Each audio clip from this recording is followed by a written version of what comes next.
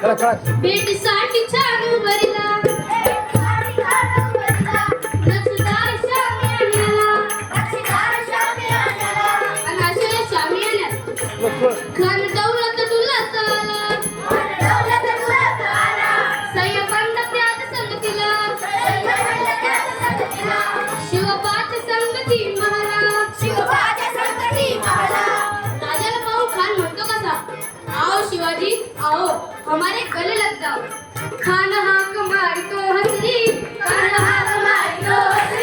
रघुन नजरे गैरी चिराज राजी जी चिराज राजी जी चिराज राजी जी.